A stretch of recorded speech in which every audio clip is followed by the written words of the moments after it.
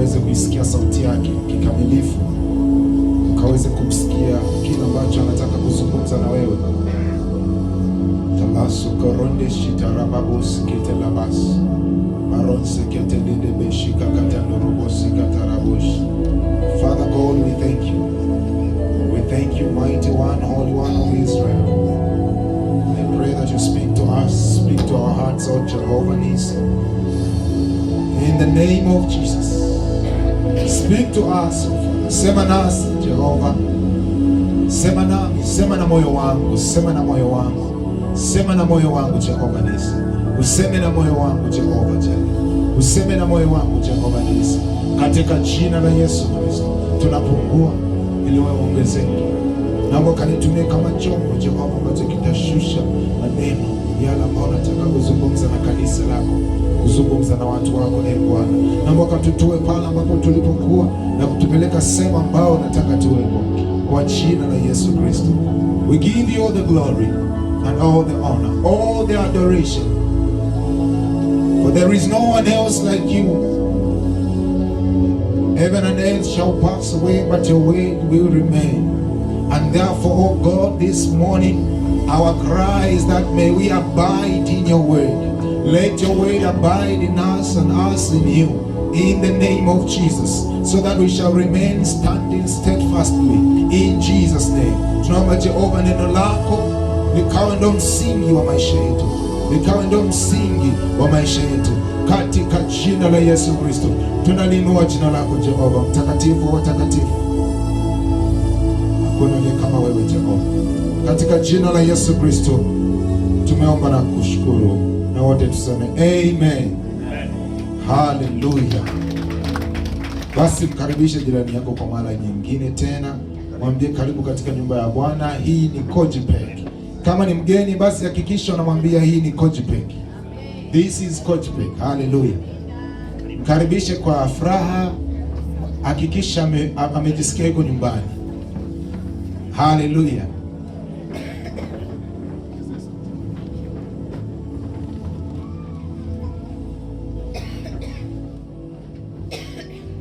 Naomba tupunguze mizunguko. Wale ambao wako nje, basi kama kuna kitu ambacho unatakiwa uweke nia na kupania ni kulisikiliza neno la Bwana, kwa sababu ndilo litakalo kutoa sehemu uliopo na kukupeleka sehemu nyingine.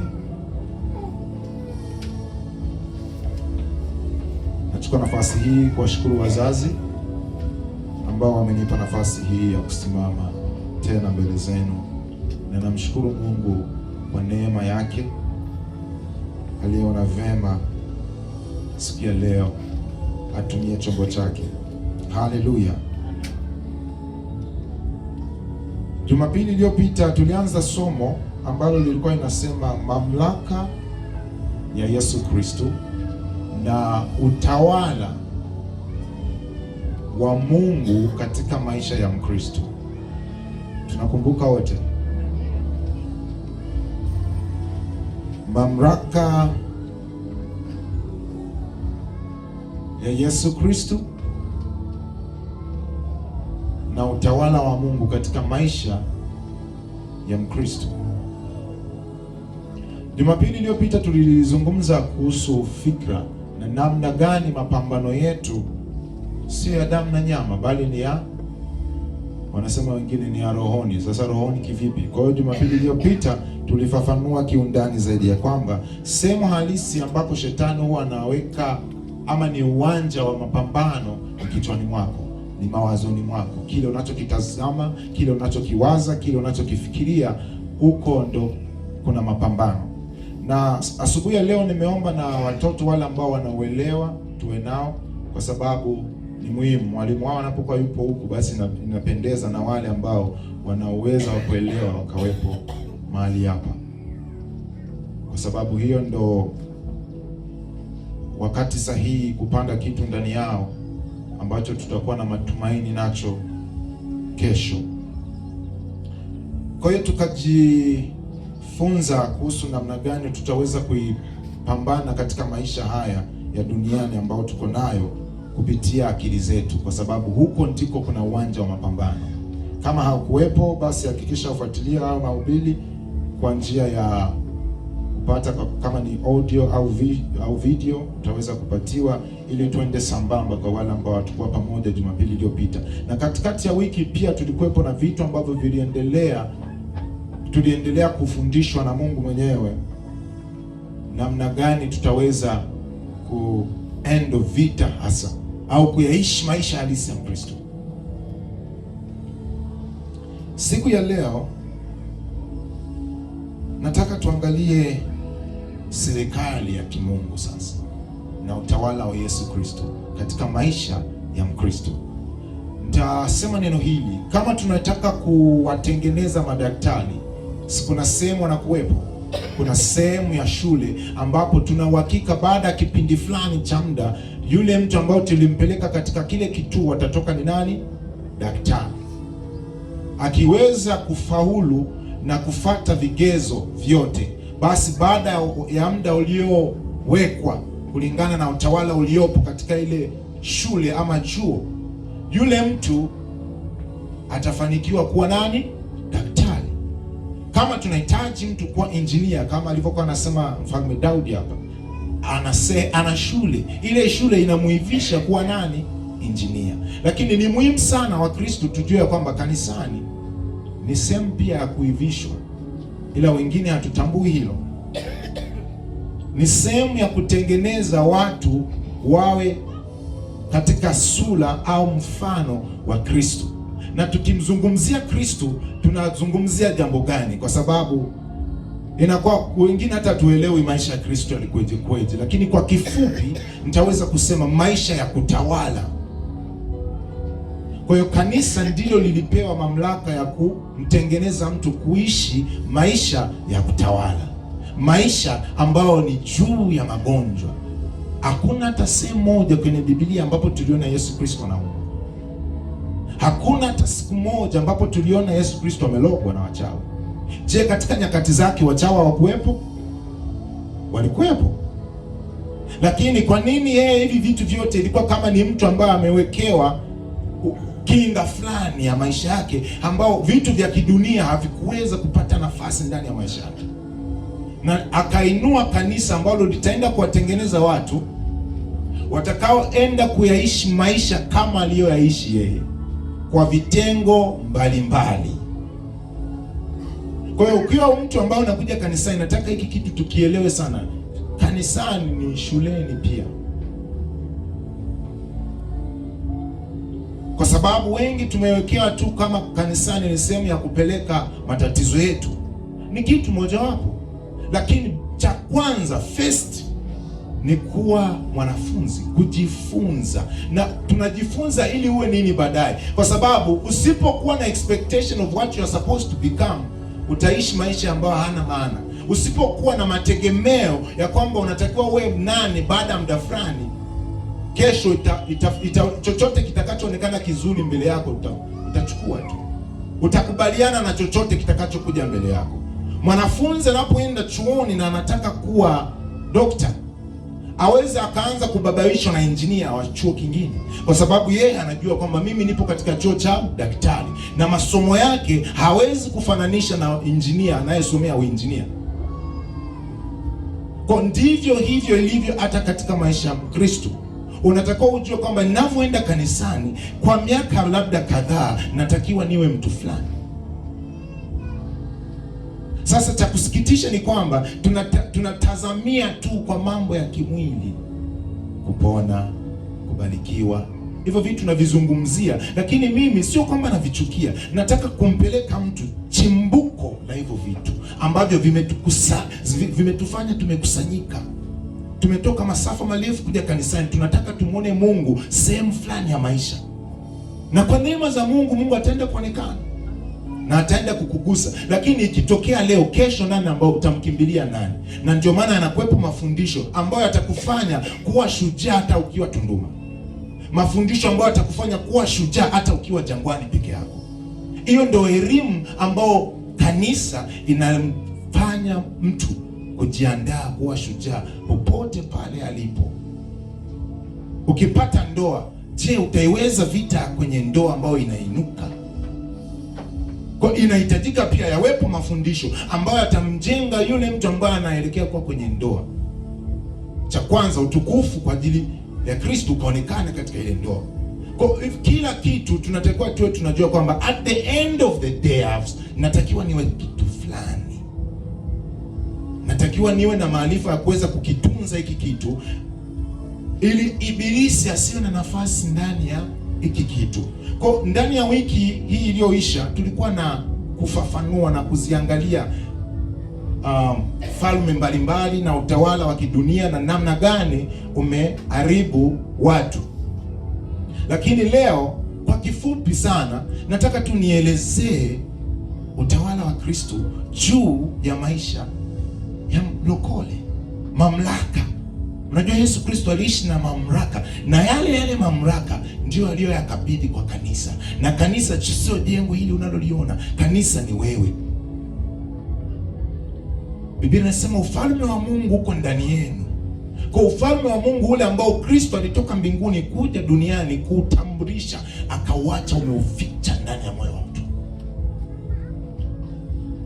ambao utaweza kumfanya kuishi juu ya maskini, ambao utamwezesha kuishi juu ya magonjwa.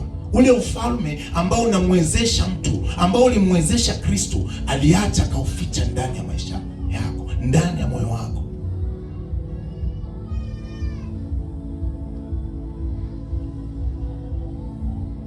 Mkristo ukiokoka, ukimpokea Yesu Kristo, ni kama mtu ambaye ameenda kujisajili kwenye chuo. Nataka leo mnielewe kwa context hiyo, kwa picha hiyo, kwamba siku ulioamua kuokoka ulijisajili kwenye chuo, au nikitumia chuo nitakuwa nimelibana sana. Umejisajili katika ulimwengu mpya, na huu ulimwengu ambao umejisajili nao ni tofauti na ulimwengu wa kidunia. Kwa siku ulipoamua kusema mimi kuanzia leo nimeyatoa maisha yangu kwa Kristo, ulichokuwa nakisema, ingawa labda pengine ulikuwa uelewi, ulisema sasa naachana na hii dunia ninayoifahamu, napokea dunia ambayo amekuja kuitambulisha Kristo duniani. Kwa utaishi duniani ukiwa unaongozwa na serikali ambayo sio ya kidunia, na hiyo serikali ndio itakufanya wewe kuishi juu ya vile vitu ambavyo vipo duniani. Pale ambapo yanaibuka magonjwa na kuwakumba wote, wewe ambao umeingia katika huu ulimwengu, ingawa mwili wako uko hapa duniani, lakini kinachoendelea hapa kinakuwa kikuhusu. Na hao maisha yanawezekana, ndio maisha kila Mkristo, lakini sasa yana njia zake, yana kanuni zake, yana protoko zake, kama dunia ilivyo na protoko zake. Mtoto akizaliwa na kuwepo na mzazi ambao ukifikia miaka 5 anaanza kuangalia aende chekechea, baada ya chekechea darasa la kwanza, la pili, hivyo zipo ngazi za kumadvance, za kumfanya mwanadamu aendelee kukua, na mwisho wa siku mzazi anakuwa na lengo ya kwamba naye huyu mtoto haje kujitegemea na akalee na kukuza uzao wake. Kwa tukiokoka pia tunakuwa ndio maana Yesu anatumia neno bila, sio kwamba ni alitumia maneno ya kiroho sana, ni maneno yale ya kimwili ambayo ameyatumia pia katika dunia hii, ya kwamba unatakiwa uzaliwe upya. You have to be born again. Ina maana kuna kuwepo upya, ni kuzaliwa upya, ni kwa sababu umeingia katika huu ulimwengu. Kwa kama wewe hujazaliwa upya katika huu ulimwengu, bado hutambuliki, hawakutambui, hawakujui. Chochote kile ambacho kitatokea kwa watu wa duniani, na wewe utakuwa mmoja wapo. Sasa kinachoniumiza zaidi ni kwamba wapo hata waliookoka bado wamekuwa ni victims, wamekuwa ni mmoja wapo wanaokutana na vinavyowakuta wa duniani. Kwa sababu gani? Kuna system ya ule ulimwengu ambao umeokoka upya. To that realm, to that world to which you have been born again, there is a system we need to be acquaint ourselves with. Ni dunia ambayo ina system yake, ina kanuni na mipango na namna mambo yanavyoenda, ambayo inatupaswa tuyajue. Haya ndo maisha ya utawala, na usipoelewa hivyo, maisha yako kamwe yatakuwa ni ya kawaida, yatakuwa ni ya kawaida. Kwa cha kwanza, unatakiwa uwe na njaa ya kusema sitaki maisha ya kawaida, sitaki maisha ya kawaida, kwa sababu tukimwangalia ambaye yuko mbele yetu, ambaye ni kichwa cha kanisa, Kristo, maisha yake hayakuwa ya kawaida. Kwa hiyo mimi, I'm not expecting to have a normal life. Sitegemewi kuwa na maisha ya kawaida, kwa sababu aliyetangulia mbele yangu na kunialika kuninunua katika huu ulimwengu, maisha aliyoishi sio ya kawaida. Ni mtu ambaye kwenye maji alikuwa na uwezo wa kutembea. Ni mtu ambaye kwenye moto alikuwa na uwezo wa kuingia kwenye moto na bado asiteketee. Hiyo nguvu ilikuwa ndani yake, na hiyo nguvu akaiacha kwa yule yoyote atakayemwamini na kumkubali kwamba you have the same power, you have the same authority. Utakuwa na mamlaka hiyo hiyo. Dunia hii ni kama ilikuwa kiganjani mwake.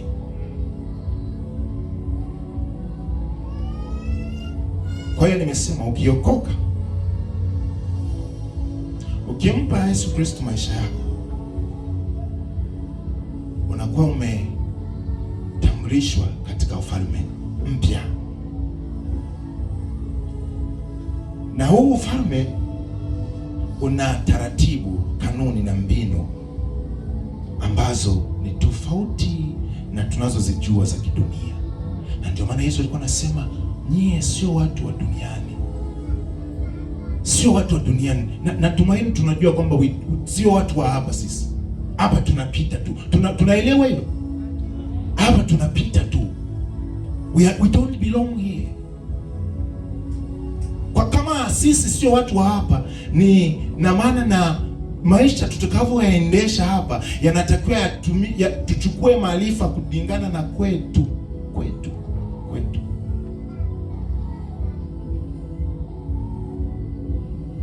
Mtanielewa tu, na naomba weka nia kutaka kujua kile ambacho Roho Mtakatifu anataka kuzungumza na wewe.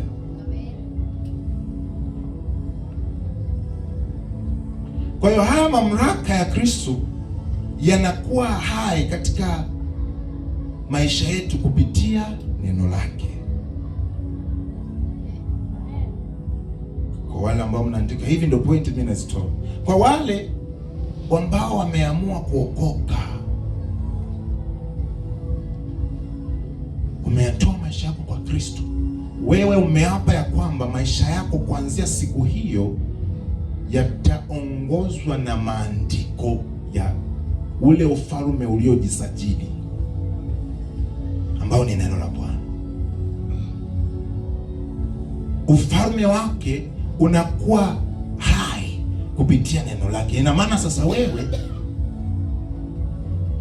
hii Biblia inakuwa ndo mwongozo wako wa maisha, inakuwa ndo mwanga wako wa maisha, inakuwa ndo sehemu ya kutoa maadili ya namna utakavyoweza kuishi duniani, kwa sababu vyote aliviacha.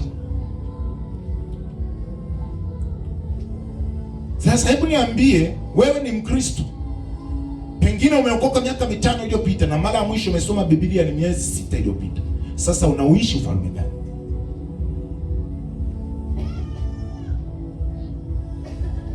Na tuna ufalme ambao hauna Biblia kama hii. Huu ufalme wa kidunia hauna Biblia kama hii, lakini kanuni zake tunazo viganjani mwetu. Mahubiri yake yapo masikioni mwetu kila dakika, na maonyesho yao ya huu ufalme wa giza yapo machoni petu kila dakika. Kwa hiyo inakuhitaji ukajitoe katika ule ulimwengu na kusaka maisha yako huko. Kwa hiyo hii Biblia ndio inakupa kujua wewe ni nani. Yakobo anatuambia yupo mtu anayeangalia kama kwenye kioo anaonekaneje, na walitumia hilo neno kulitambulisha neno la Bwana au kulifananisha neno la Bwana kuwa kama kioo, ya kwamba neno la Bwana ni kama kioo. Ukiangalia unajiona wewe unaonekaneje through the word. Unatakiwa uweje, unatakiwa uwe wapi na kwa saizi uko wapi, inabidi ufanye nini kuwa unapotakiwa kuwa kupitia neno. Lakini akasema sasa wale ambao hawalitendei kazi hili neno, ambao wanalitazamia, wanakuwa ni watu ambao wameangalia kwamba okay, mimi ni mwanamume, ni mweusi, ni hivi na hivi na hivi, alafu ukishageuka unasahau wewe ni nani. Sasa kule kusahau ina maana sasa kule unapokutazama, vile unavyovitazama ndio vinaanza kuwa tena ni wewe, ambao ndio dunia. Unaanza tena kufanana na dunia kwa sababu umesahau ulipokuwa unasoma kwamba unatakiwa uweje. Umeingia duniani tena unaanza kuonekana kama dunia. Paulo akatuambia kwamba tunatakiwa tuwe tunalitazamia neno la Bwana, ambalo tunavyolitazamia ile roho ambayo ipo katika hii neno la Bwana ndio tutaanza kufanana na hiyo roho kwa kulitazama, kulitafakari, kuliishi, kulijua neno la Bwana. Tunaanza kuwa na yule roho, tunaanza kubadilishwa kuwa yule roho ambaye ndo Mungu.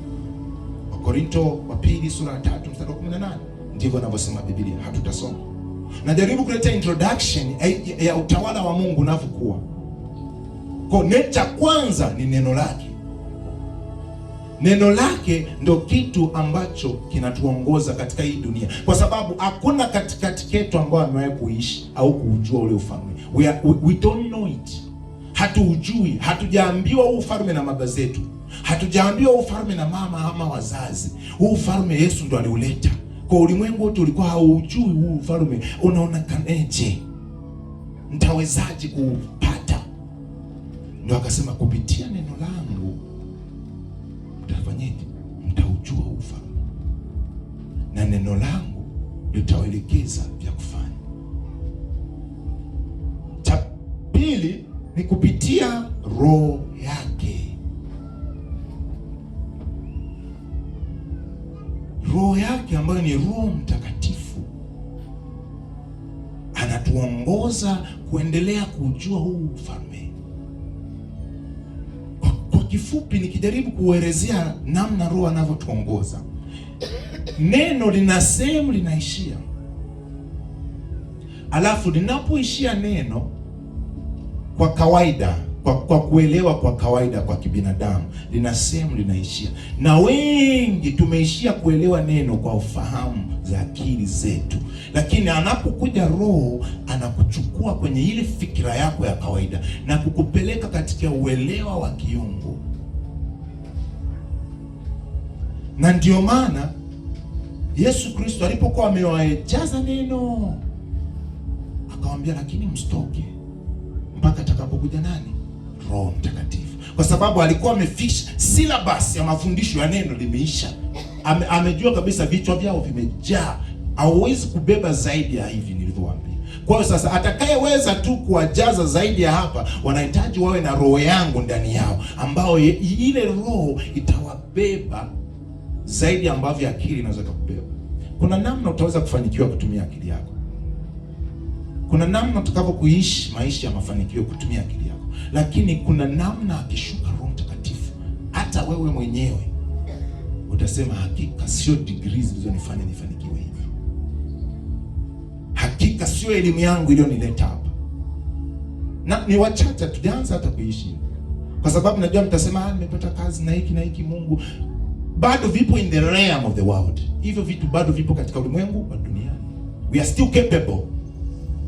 Dunia hii kwa maarifa ya kidunia haya watu wanaenda kwenye mwezi wanarudi, wanaenda kwenye sayari mbalimbali. There is a lot of things happening with this same understanding ya kidunia. Na uelewa huu mdogo wa kidunia, kuna mambo mengi yanafanyika.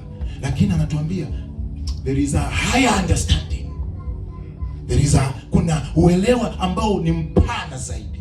Naipenda Mithali 8. Inasema inamuita roho wa hekima kama inamtambua, kulingana na Biblia yangu ya Kiingereza, inamtambua kama mwanamke. Anasema mimi nitafute mimi ni zaidi ya mali, ni zaidi ya mawe mazuri, ni zaidi ya vitu vyote duniani vya thamani, kwa sababu mimi ndio niliyokuwepo katika mkono wa kume wakati Mungu anautengeneza dunia. Anasema mimi ndio nilikuwa fundi nikimuongoza kuchora hii dunia. Hebu fikiria hiyo hekima. Vile vitu ambavyo wanasayansi wanavifanyia utafiti yupo roho ambao yeye ndo alikuwa in charge of how to make them. Yeye ndo alikuwa muhusika namna gani dunia itasimama kwenye anga bila kuwepo na nguzo yoyote. Alafu ile roho inasema nitafute mimi, I'm available to any human being. Ina maana you can do far more than any scientist can do. Kama tutamkubali Roho Mtakatifu, tutaishi maisha ambayo hayaelezeki. Sasa tatizo, kanisa somehow kwa njia nyingine wanafanikiwa kuishi kwenye stage 1 ya neno, na ni wachache sana, lakini wanaofanikiwa ku step out kwenye stage ya neno, kuingia kwenye Roho Mtakatifu, wamefanya maajabu duniani. Na hayo maajabu waliyofanya bado hata hajafikia kwenye 1% kwa ukuu wa Mungu. Kwa na maana ule ulimwengu bado ni mpya. Hatuna watafiti ambao wataweza we don't have scientists of the spirit. Hatuna wanasayansi wa rohoni ambao they will journey into the spirit and download it into heaven. Hatuna watu ambao watasafiri rohoni na kuuleta ule ulimwengu, ile falme, kuitambulisha hapa duniani. Hatuna watu. Kwa tuna mascientists wa dunia na wametutambulisha vitu vingi, wametuletea umeme. As beautiful as these things are, but it is still not yet. Haiwezi kufikia kwa ile hekima ipo rohoni. Na ni bado yule roho ndo alikuwa anazunguka kuwapa watu maarifa yale, ili watu wakafaidi. Sijui na vimekuwa ni vikubwa zaidi. Mnanielewa? Amen. Tunaenda sawa? Amen. Ukiyashika maarifa na ukaamua kuyaishi, itakuwa ni kitisho. Ni kitisho ambacho hakuna dunia. Biblia inasema jicho halijaona, sikio halijasikia yale ambayo yapo kwenye store ya Bwana kwa wale wampendao. Kwa ukitaka kufananisha na watu kwamba tuangalie ni nani ambao wamewahi kuishi, Biblia inakwambia no one has ever yet seen that. Hicho kitu hakijaonekana kwa jicho lolote. It is too high. Hakuna watu hawajainuka ambao wameweza kwenda na kuvileta vile vitu bado. Kwa hatuna mifano, kwa sababu watu tunapenda kuielezea injili kwa mifano ya kidunia. Na mimi nilikuwa ni mmoja wapo. Tunajaribu kuielezea ufalme wa Mungu kufananisha na dunia, but it is too limited. Na ndio maana unahitaji Roho Mtakatifu akuvute, akakupeleke sehemu ambao ukirudi kule hautakutana na mtu yoyote duniani ambayo ana kitu hicho unachokisemea. Na hapo ndipo shetani anateka advantage, kwa sababu hakuna mfano duniani atakuja kukunong'oneza wewe. Haiwezekani, ni uongo, and you will believe it. Utaamini. Kwa sababu gani? Ukiangalia hamna kweli aliyofanya. Akikwambia Roho Mtakatifu, ukiishi naye vizuri, ukitengeneza mahusiano naye, akakwambia kwenye familia, wewe ndo nataka nikakufanye bilionea. Na nikisema kwenye familia bado ni kalevo kadogo sana, too small. Akisema pengine in this world nataka nikuinue, ambao utaenda kuleta ukombozi katika dunia hii yote. Ukirudi kwenye yale maneno, pengine ulipata interaction ya rohoni kidogo, akakuonyesha maono. Sijui amekuonyesha nini Roho Mtakatifu, kwa sababu tunaoona pia na vitu vya roho tupo. Sasa sijui uliona nini, alafu ukirudi katika dunia hii unasahau ulichokiona. Ndio ile Yakobo anasema uliona something but ulivyoturn away ukasahau how you look like. Kwa sababu ukitaka kujijua wewe ni nani, kazi yako haitakupa identity. Watu wengi tumejiamini na kazi tunazozifanya. Tumejiamini kwa sababu tuna ajira, pesa zinaingia. But our identity, sura yetu ipo kwenye Biblia. Na ukiiona kule, ukifanikiwa, ukiishi kwenye hizi kanuni za ulimwengu huu mpya ambao ni wa Bwana, maisha yako yatakuwa ni ajabu. Kwa hiyo ni ya pili, ni Roho Mtakatifu. Na ya tatu ni jina lake.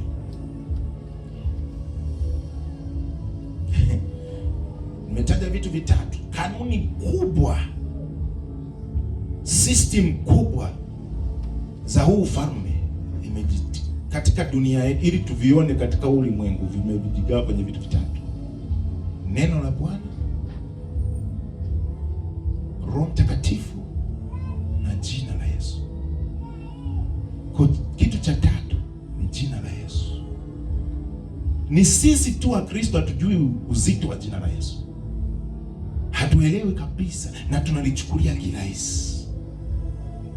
Lakini kuna ufalme ambao unajua namna na uzito wa hilo jina, akilitaja mtu mwenye ufahamu na uelewa, inavyoleta uharibifu katika ufalme wa giza.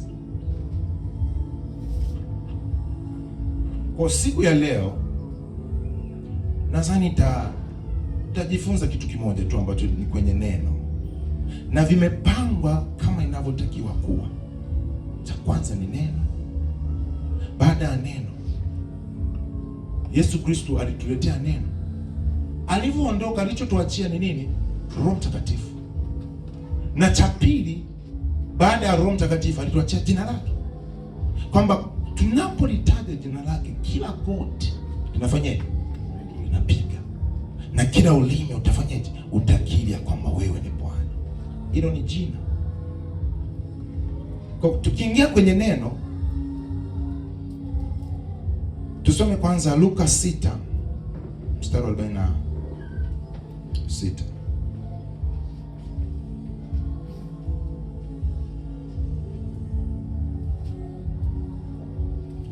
Luka sura ya 6 mstari wa 46.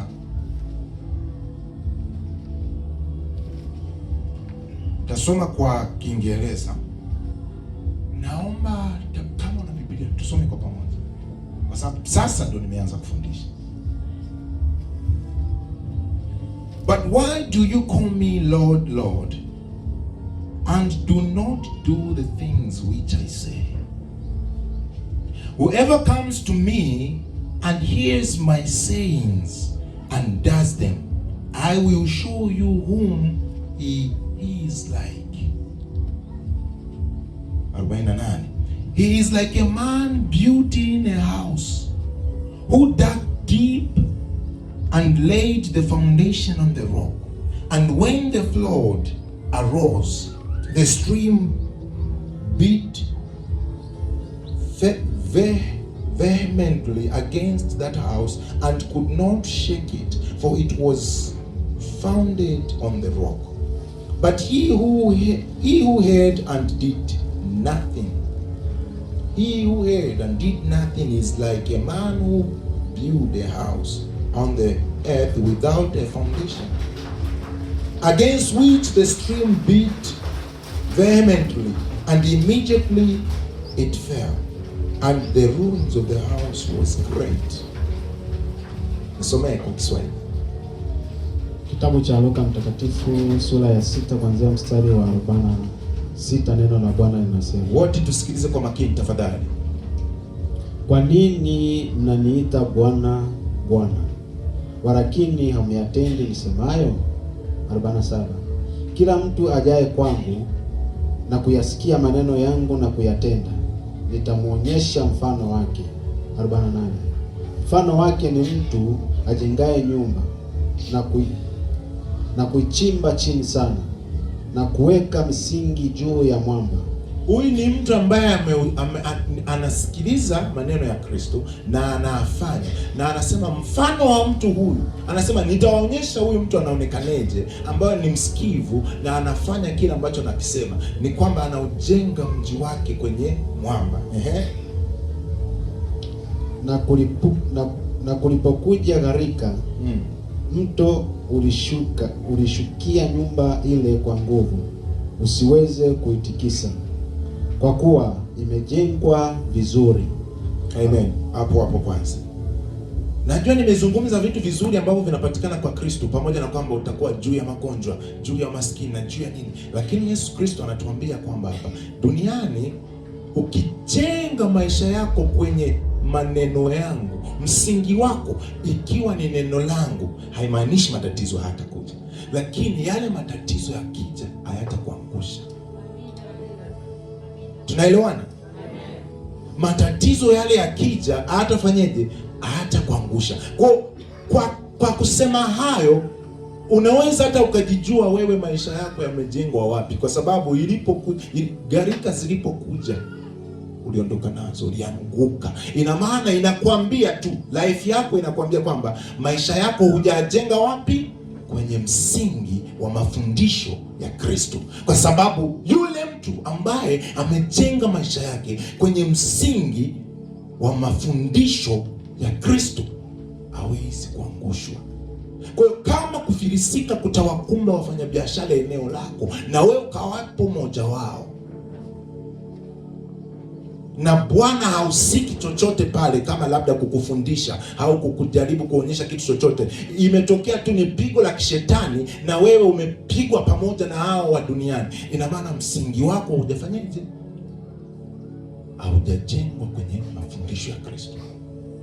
Kwa sababu kuna muda mwingine Mungu mwenyewe atasuruhusu vitu vitokee. Tuna mfano wa Yakobo, lakini tunazungumzia mambo ya kipepo, ya kishetani, nguvu za kidunia za giza hizi zinapoinuka kuleta uharibifu katika maisha ya mtu, ambao ndo tumekusanyika hapa kwa sababu tumekutana na vya kukutana tulikokuwa. Kwa hiyo tumemkimbilia Kristo.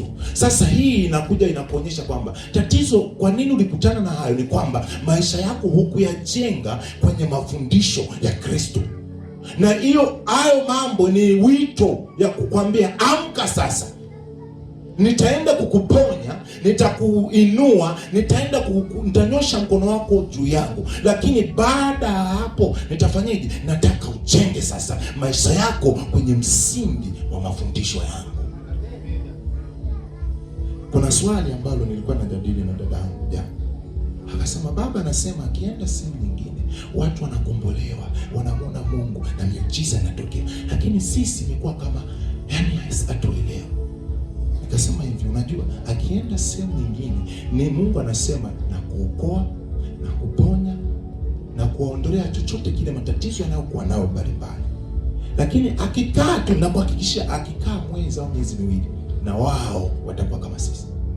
Kwa nini? Kwa sababu ile inamwamini kuponywa au muujiza ule wa kwanza unamfanya mtu ni kukujulisha kwamba msingi wako haukujenga sehemu sahihi, lakini kwa neema zangu na rehema zangu naenda kukuinua kwenye hili tatizo kwa nguvu zangu. Alafu sasa baada ya kufanya hivi, nataka uanze kujenga maisha yako kwenye msingi wa mafundisho yangu. Na hapo wengi ndio tunapofeli, kwa sababu tuliona tunamwona baba akienda wanafanikiwa huko, lakini sisi tunakuwa kama, ni kwa sababu gani? Bwana ameshatoa neno kwa matendo ya kwamba sasa kazi yenu ni kufanya, anzeni kujenga misingi. Ijengeni misingi, jenga msingi. Kwa nilionyesha muujiza wa kwanza ulipokuwa ni mgeni pengine, au ukatokea na mara ya pili, mara ya tatu, lakini ni alamu inakwambia jenga maisha yako katika msingi, kwa sababu hivi unavyokuwa unavililia hautakiwi kuvililia. Naomba nigusie kuhusu kuomba kwa dakika chache. Maombi halisi maana yake sio kuombea mahitaji au kukemea wachawi, japo tutalizungumzia kwa undani tutakapokuwa tunamzungumzia Roho Mtakatifu kwa siku nyingine.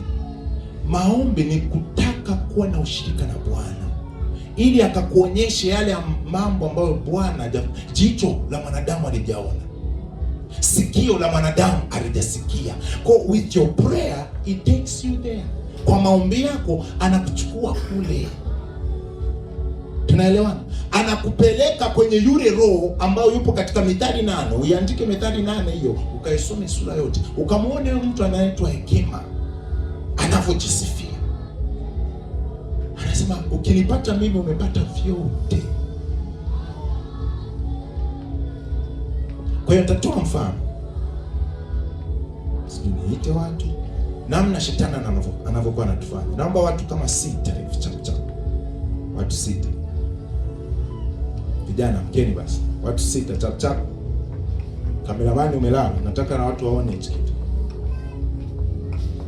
Watu 6, bado watu 2.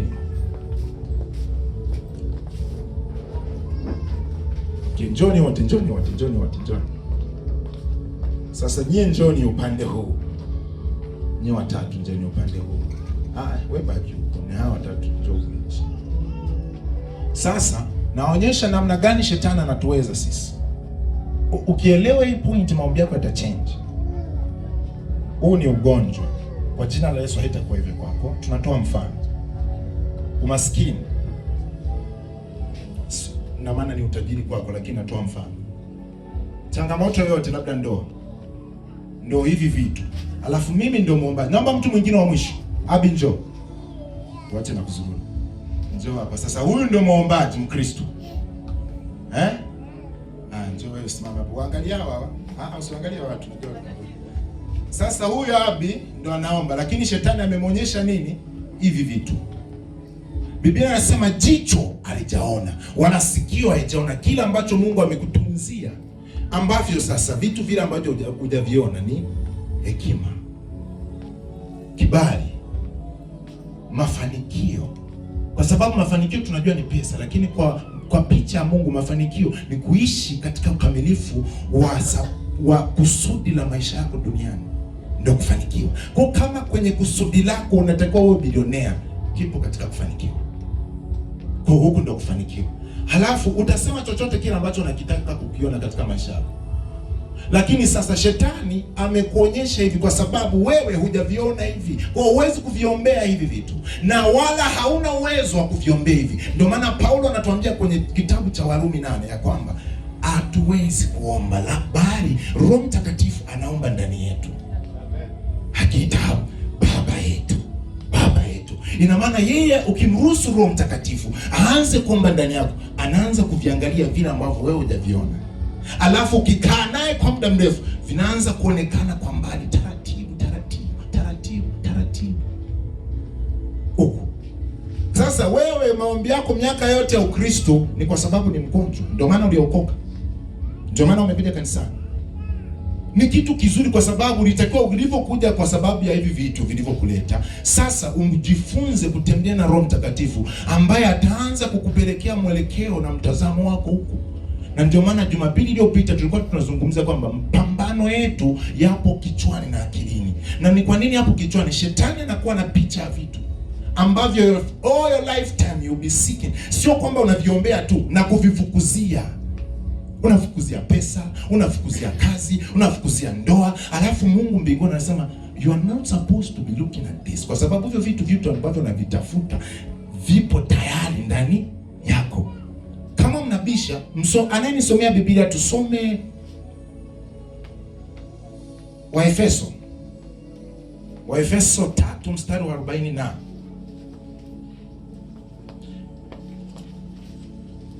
Waefeso 3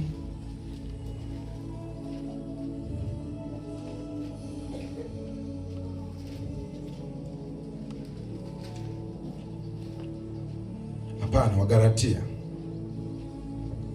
Okay, Wagalatia 3 utaanza mstari wa 26, 27 na 29.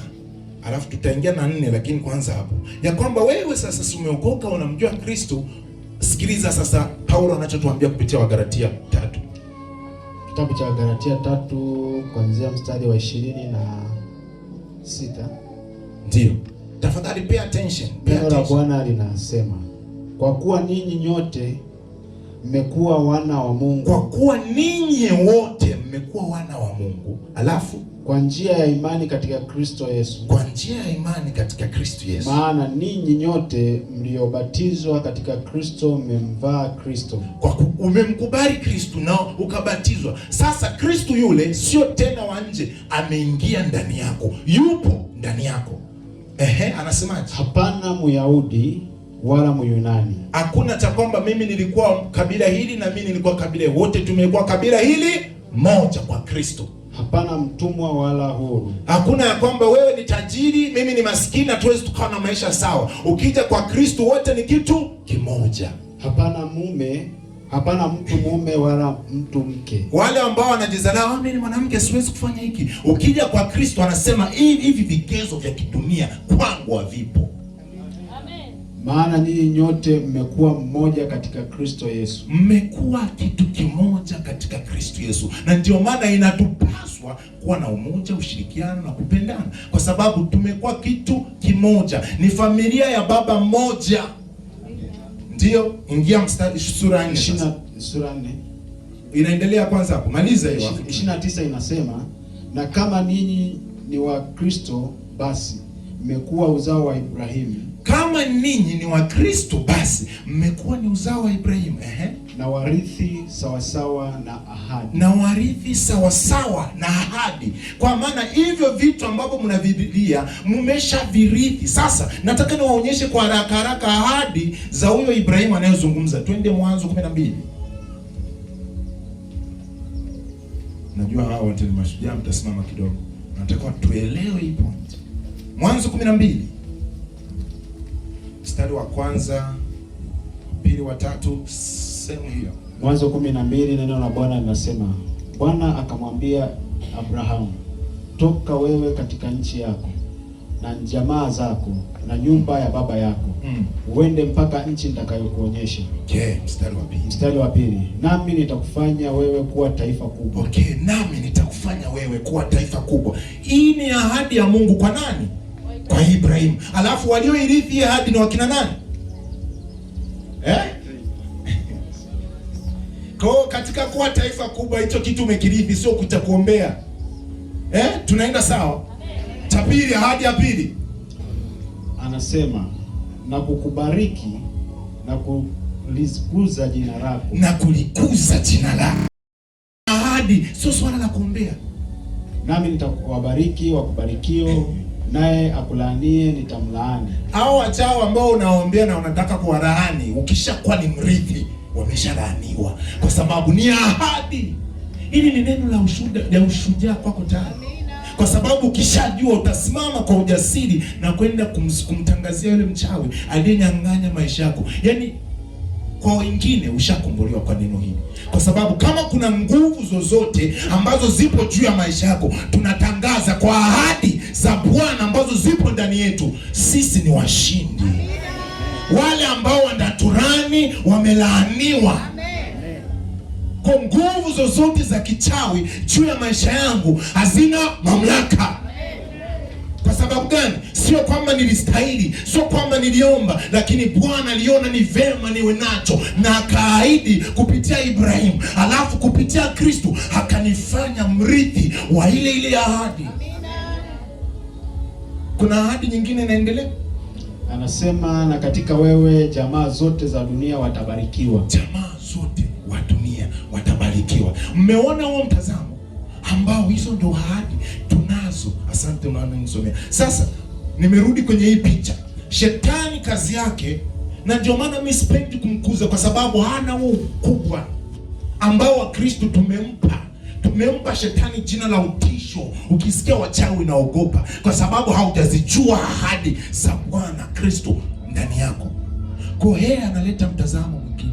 Kuna hiki kwa maombi yako yote unaomba juu ya hivi vitu, lakini na unavyoviombea hivi vitu mpaka uje ukipate, labda kama ni ndoa, itakuchukua maombi labda miaka na miaka, miezi, nenda unaiombea ndoa ambao ulitakiwa usimame kwa ujasiri na kwa imani ya kwamba mimi ni mrithi.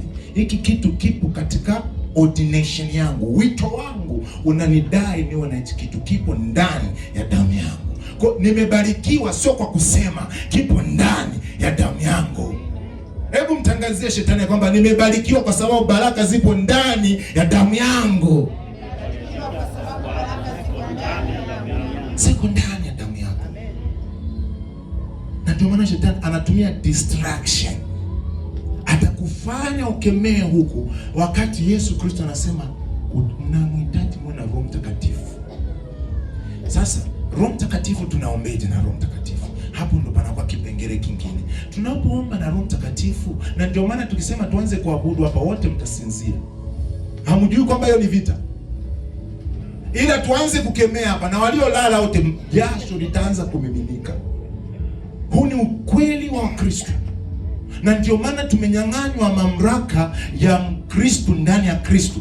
Kwa sababu gani? Tumepumbazwa na picha ambazo shetani anatuletea za vitu ambavyo hatuna, na tunataka tuvipate kwa kudai kimoja kimoja. Kwa kimoja kimoja hautaweza. Itakuchukua muda sana. Sio kwamba maombi hatafanyeje, hatajibiwa.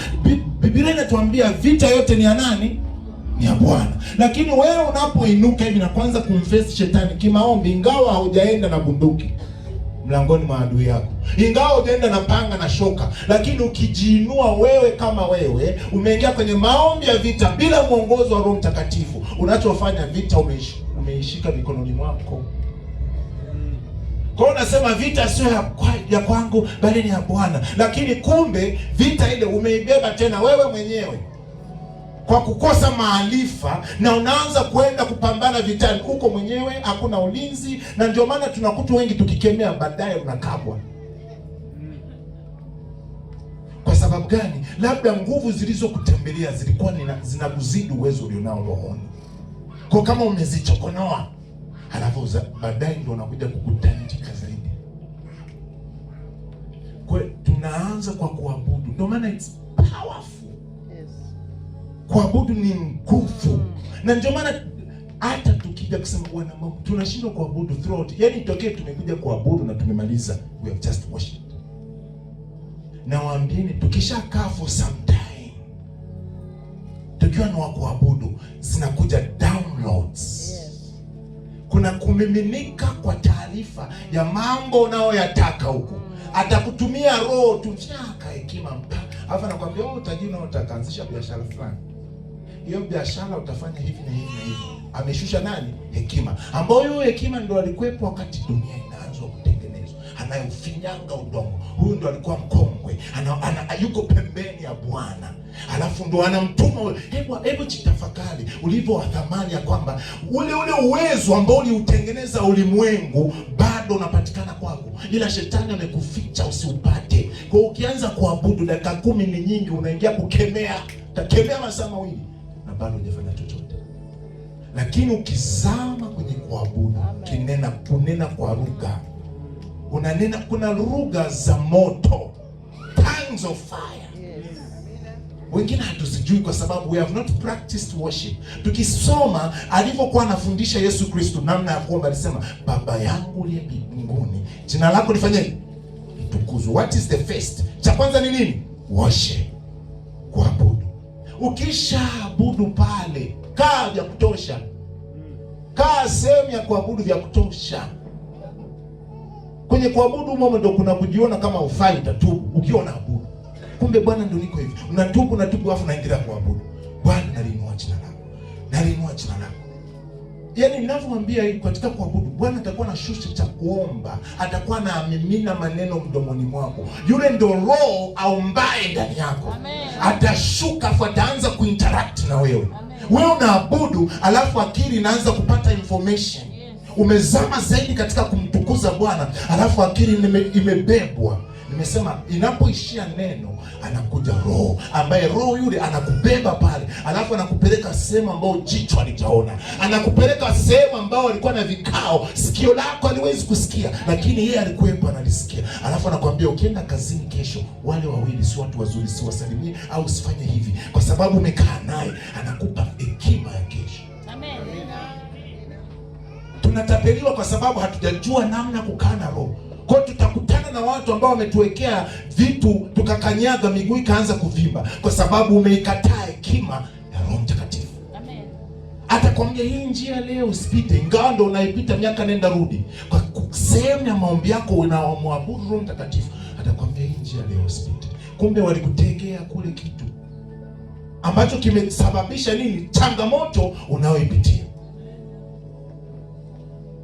Ukifocus huko utazeeka. Amina. Unatakiwa uanze kumfocus, kumtazama Mungu. Ndio maana alimwambia Peter alipokuwa amemwona Yesu anatembea kwenye maji, akasema kama ni wewe niite. Akasema njoo. Anaendelea kumtazama. Alipobadilisha mtazamo kuangalia mawimbi kule, kuangalia kinachoendelea kule, kitu gani kilitokea? Alizama. Tumeona anavyofanya shetani.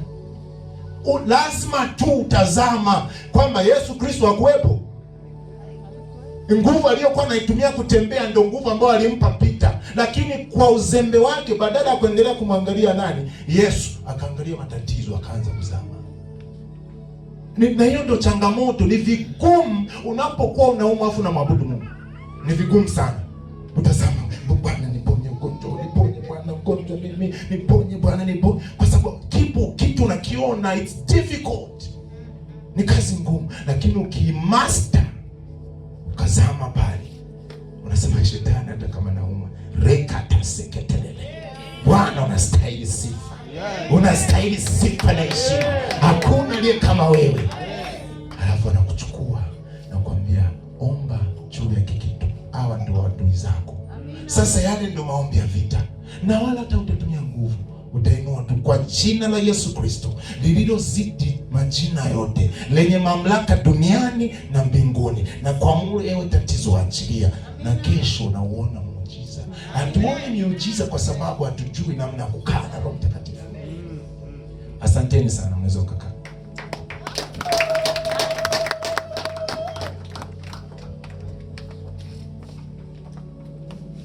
Na hiyo ndo changamoto kubwa, ni kutii. Inatupelekea katika hiyo Wagalatia. Tumesoma Wagalatia. Tuende Wagalatia hiyo 4. Kuna kitu cha msingi sana katika neno hili ambalo tunatakiwa tukijua. Anasema najua mmefurahia kwa sababu kuna ahadi za kwenye za wale warithi wa Ibrahim, lakini nataka niwaambie principle to engage.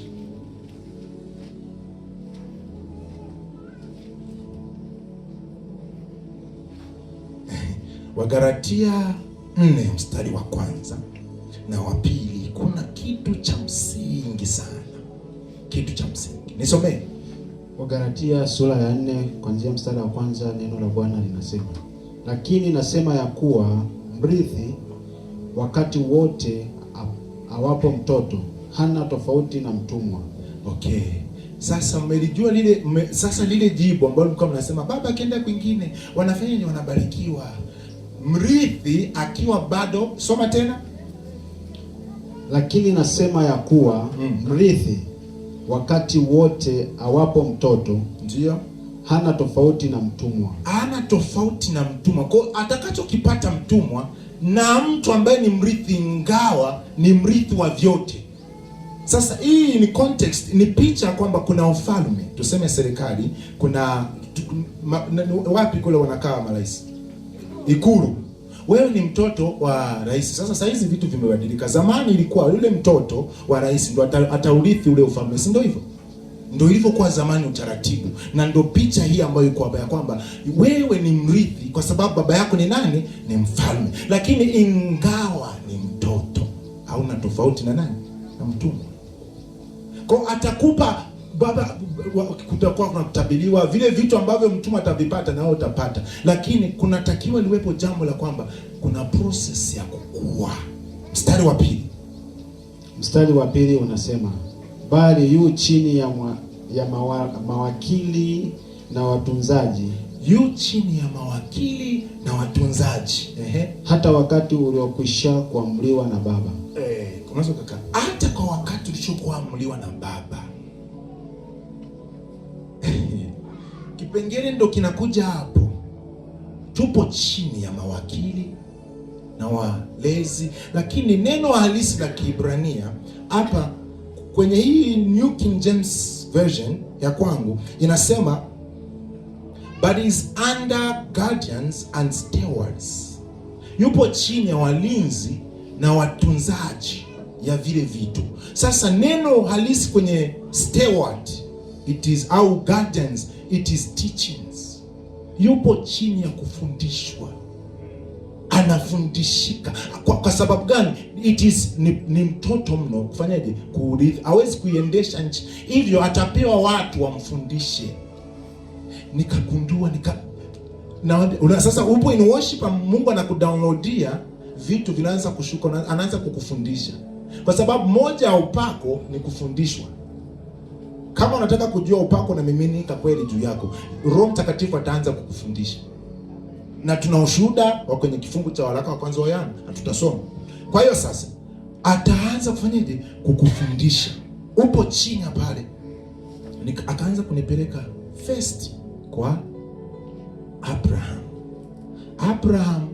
Biblia inasema kwa sababu hakukuwepo na mtu ambaye aliweza Bwana kumtumia akawa kama ni mfano, Mungu alisimama kuwa kama ndo mwalimu na kumfundisha. Hata kwa Musa. Lakini kwa Musa hapana, kwa Ibrahim kwanza.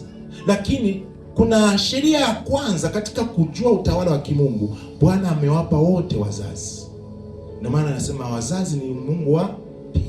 Kwa tunataka kutawala, inaanzia mbali huu utawala kuja kuona. Ni process ndefu. Inaanza kwa wazazi. Hapa ndio changamoto inakujaga kuwa, kwa sababu tunataka kuimiliki dunia, hatujatengeneza, alafu tunataka tuulukie ule muda ambao Biblia inasema lakini wakati waja ambao sasa kikua atapewa ile miliki atawale. Ndio wengi tunataka tupakimbilie pale, lakini process ipo kwenye zile nyakati za kuishi na wale walezi, wale stewards. Changamoto ndio inakuwa hapo. Nasikia leo hapo ndio nataka nipakumalie. Kila mtu anazaliwa kwenye government of the family. Kuna kuwepo familia ambayo inasimamia tawala ya kiungu, ya kwamba maisha yako wewe mwanangu hayapo mikononi mwako, yapo mikononi mwa wazazi. Si ni kweli? Kwa mtoto atakuwa katika hali mazingira, hata nadhani wanasemaga mtoto hakui kwa mamake. Ni kweli, si ndio hivyo? Hiyo neno lina maana ya kwamba bado mama ana usemi katika maisha ya mtoto, bado wazazi wana usemi katika maisha ya mtoto. Ikanivuta na kwenda kumwangalia Yesu. Aliishije? Aliishi, tukisoma Luka mstari wa 2 inasema aliishi kwa kuwapendeza watu na Mungu. Kwa maana kuna government alitakuwa aiweke sekta vizuri. Aliishi vizuri na wazazi. Walikuwa ni wa kidunia ingawa walikuwa yeye ni Mungu. Aliwaheshimu wale wazazi. Tukitoka katika ngazi ya wazazi, na ndio maana nimewaruhusu watoto ili wajue kwamba kuwatii wazazi ni jukumu la msingi. Ni kitu ambacho tunatakiwa tuwajengee na wajue ya kwamba huku maisha yangu ya kesho yanaanzia kuwatii kwa wazazi. Na Biblia inasema watini wazazi mpate kuishi miaka mingi. Zile amri 10 zilikuwa zinakuja kutuelezea namna utakavyoweza kuutawala huu ufalme, utakavyoweza kuja kutawala sasa. Si unataka tu uje uimiliki dunia iwe mikononi mwako. Anawaambia kuna namna, na hii namna haianzagi hivi. Ndio maana ilimchukua Yesu miaka 30 kuja kufanya huduma ya miaka 3 na nusu. Ile miaka 30 ni ya muhimu kuliko ile kazi ya miaka 3. Kwamba angefiri ndani ya ile miaka mingi 30, asingeweza kuikamilisha ule wito ambao ulikuwa juu ya maisha yake. Kwa swali ni kwamba unaishije na wazazi? Kama hujatengeneza, sitaki nipoteze sana muda. Kama hujatengeneza na wazazi, vijana tutengeneze na wazazi, tuwaheshimu wazazi. Watoto tuwaheshimu wazazi. Ndio msingi wa maisha mema baadaye. Tunataka tuingie katika government, na authority ya Kristo, tukaje kuwa na kutawala. Watu wale ambao walikuwa na mamlaka kama wakina Musa, wakina Joshua wanalisimamisha jua. Zilitoka wapi nguvu? Kuna government za chini zilianza kuzitii. Ni ngazi kwa ngazi. Kwa anakupandisha ngazi hii kwenda ngazi ya juu. Alafu haijalishi awe ni Zubeda mzazi, awe amesoma, au hajasoma, ana maarifa, hana maarifa, jukumu lako kama ni mtoto ni kufanya watii wazazi. Amen. Ni jukumu lingine kama hujaokoka, kuna maarifa mengine hawa tutazama huko, lakini kuna cha kwanza ambacho nataka ukijue ni kuwatii, ni kuwaheshimu. Tukitoka katika wazazi, kuna wazazi wa kimwili, kuna wazazi wa roho, ambao sasa katika hii context yetu ndio kitu cha muhimu sana. Wazazi wa kimwili, wa rohoni. Sasa mnajua tunapokuwa wote tumekusanyika hivi, kama wewe umesema hapa ndio kuna wazazi wako wa rohoni, ina maana wewe maisha yako yapo kwao. Mpaka sehemu, mpaka ule muda. Kwa sababu ndio maana niwaambia tunapokuja kanisani, sio kwamba muda wote utakuwa kanisani. Kuna watakuwa ifike sehemu ukue, uende na wewe sehemu kaanzishe kitu ambacho kitaendelea kuitukuza jina la Kristo.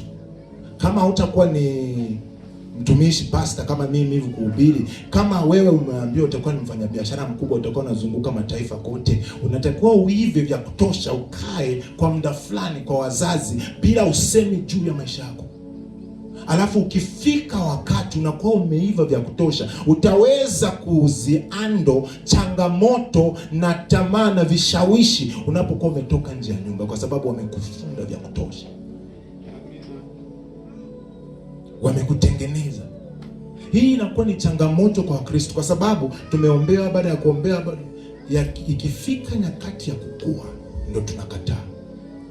Wote tupo kwenye level ya kukataa kukua, kwa sababu hii level ya kukua ina demand submission, ina demand kujitoa. Submission yani kujinyenyekeza kwa wale watu ambao Bwana amekuweka chini yao. Inawezekana una maarifa kuwazidi, na inawezekana una maono na una upako kuwazidi, lakini kama ni wazazi ambao Bwana amekuweka chini yao, kama muda haujafika wa wewe kufanya vitu ambavyo unatakiwa Bwana alikuita kuvifanya duniani kwa kile kipindi ambacho kwa muda mwingi ni kirefu sana. Time of preparation ni ndefu kuliko time of manifestation. Yaani zile nyakati Bwana za kukuandaa ni ndefu kuliko nyakati za kuja kuonekana sasa ya kwamba dunia wanakujua. There is always a waiting. Mwangalieni Ibrahim, kusubiri kulikuwepo. Na ndio tunaingia kwenye kitabu ambacho tulichoanza nacho Luka, ya kwamba kama kweli mnanipenda, mnatakiwa mfanye nilivyowaambia, mtii, muyaishi maisha ambayo nimeyaishi. Tunaanza sasa, tunabidi tumsome Kristo aliishije. Kumbe aliwaheshimu wazazi, kumbe na uongozi wa kanisa aliuheshimu. Kuna sehemu akiwa na miaka 12 Biblia inatuelezea alivyoishi na uongozi wa kanisa, hakuwadharau.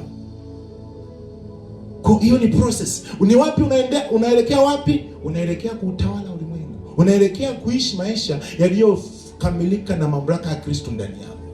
Hiyo ndio shule ambayo upo, na ndio maana tunakuja kanisani ili ukawe vile Kristo ambavyo anataka uwe. Kwa hiyo darasa ni lipi? Darasa sasa ndio hiyo tulivyokuwa tunaanza. Kuna kujua kuomba, kuna hivi na hivi. Lakini zaidi hivyo vingine ni vya ngazi ya juu sana vya kujua kuomba. Na cha kwanza, kaa pale. Mtoto akizaliwa, mzazi ndo anajua hii miezi ya kwanza, ya pili, ya tatu ni maziwa tu. Wengine wanasema sasa mwezi wa 4 tunaanza kauji. Mtoto kuna muda mwingine hataki uji.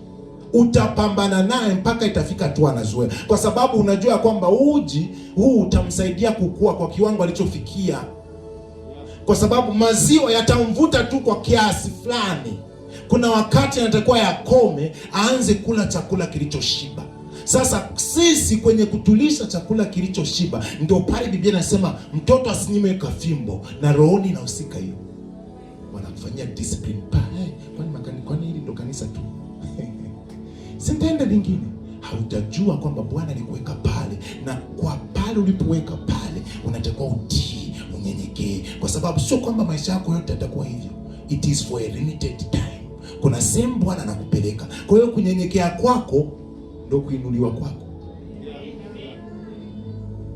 Utaniambia nini? Mama, sijui nini na nini. Mimi nimesoma, mimi nina hela nyingi. It doesn't matter. It doesn't matter how much you have in your bank account. Haijalishi wewe una maarifa gani, una nini. It doesn't matter. Kama ni the protocol of authority and the power, the same power ambayo Yesu Kristo alikuwa nao, alituachia. There is a process to follow. Kuna process ya kuifuata ngazi kwa ngazi. Tumwangalia Samuel. Samuel alikuwa hajui kuisikia sauti ya Mungu. Na tukiangalia vizuri kwenye Biblia, yule kuhani aliyekuwepo alikuwa ni kuhani nani? Eli. Biblia inasema macho yake yalikuwa dim. Spiritually ina maana sasa yeye alikuwa kama amekengeuka. Pamoja na kukengeuka kwa yule mtumishi, Bwana alimtuma kule. Kuna wakati mwingine Bwana atakutuma kwa wachawi huko. Musa alitumwa kwa waabudu miungu, ndio alikwenda kukulia na kuzaliwa.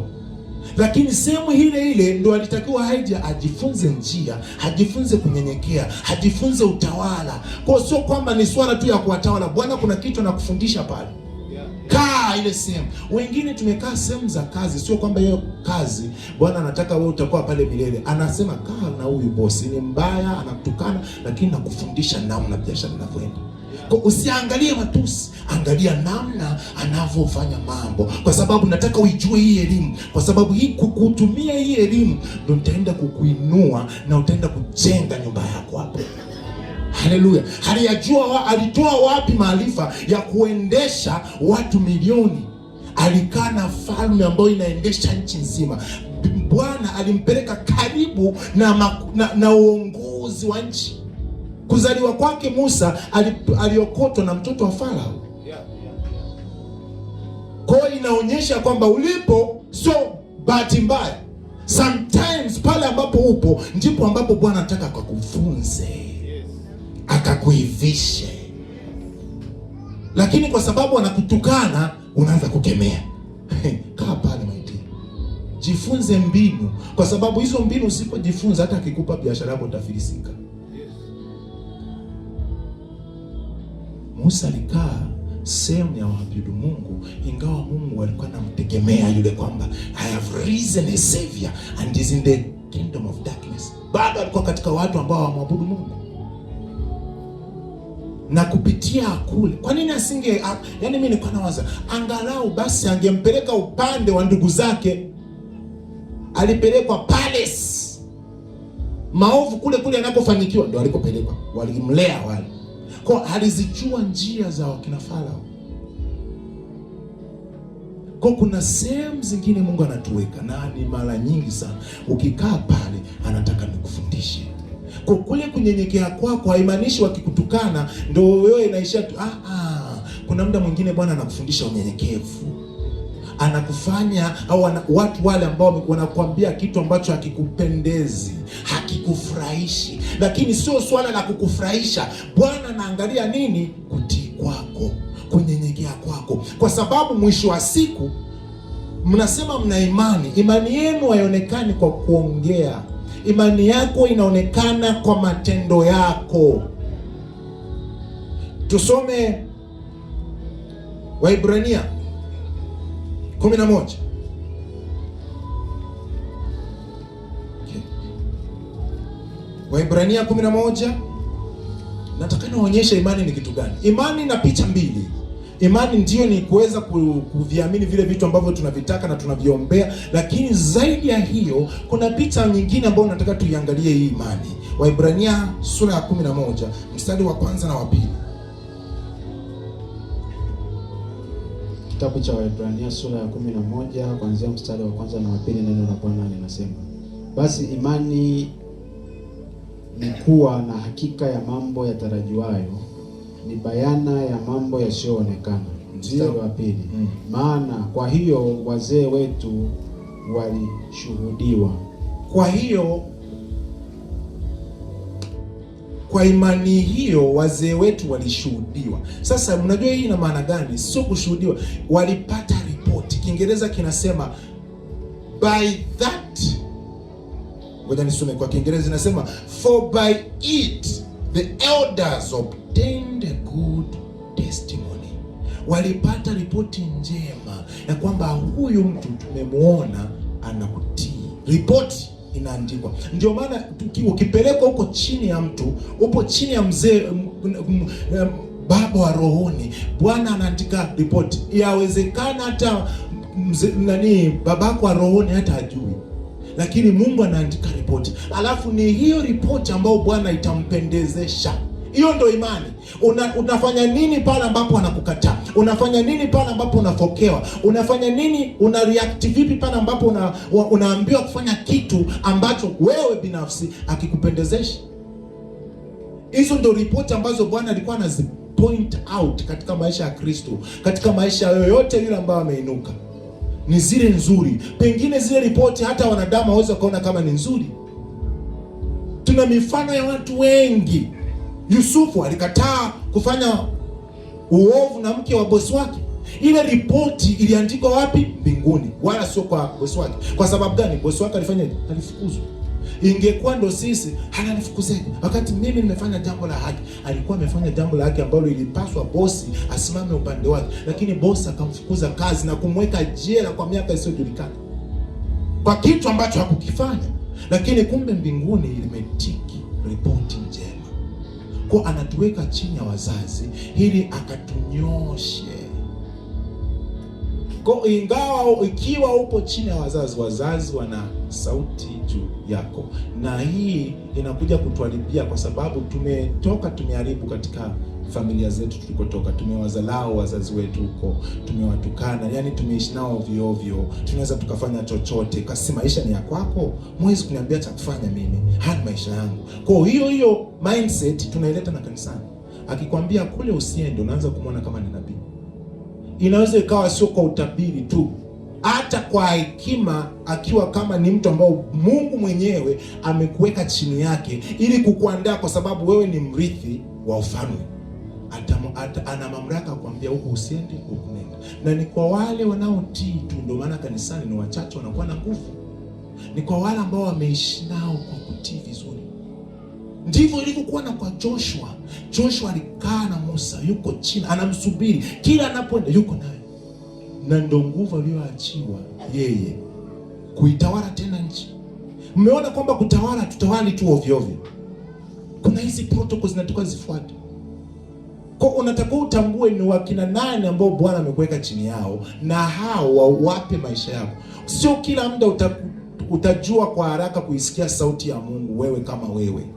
Kwa kabla hujaanza kuisikia sauti ya Mungu wewe kama wewe, kaa chini ya watu ambao Bwana amekuweka chini yao. Wasikilize, watii. Waambie maisha yako yanaendeje. Sio kwamba ni sipigi kula mchungaji au nabii kwa sababu ni baba. Hii inaongea kwa kanisa zima kwa ujumla. Sio kanisa la Coachback, mwili wa Kristo kwa ujumla. Hii ndio protocol ya kuja kuwa na mamlaka katika ufalme. Ndio tutaweza kupambana na ngome zinazotesa familia zetu, zinazotesa nchi, na kuitoa nchi sehemu moja na kuipeleka sehemu nyingine. Kama wakina Joshua walikuwa na mamlaka ya kupambana na vijitu, kwa sababu nguvu aliyokuwa nayo ilitoka juu, na ile nguvu ilikuwa imefuata system, imekaa sawa.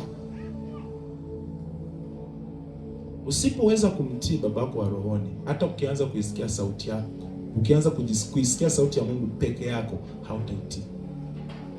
Na yani hii nawahakikishia, na ndio maana Bwana anaanzia from the beginning. Anataka apande mbegu ya utii. Obedience, na sio kutii tu, ni kutii kwa kunyenyekea, kufanya kitu willingly. Sio unyenyekee kwa sababu tu si ndo baba. Unanyenyekea willingly. Hii submission nayo ifanya sio kwa sababu baba ni si ndo kiongozi wa kanisa, kwa hauna njia nyingine zaidi ya kujinyenyekeza. No, willingly.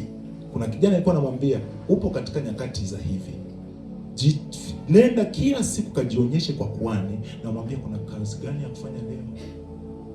Kila siku inaonekana kama ni upumbavu na ujinga sana, lakini ile ndio way ya kuja kutoka.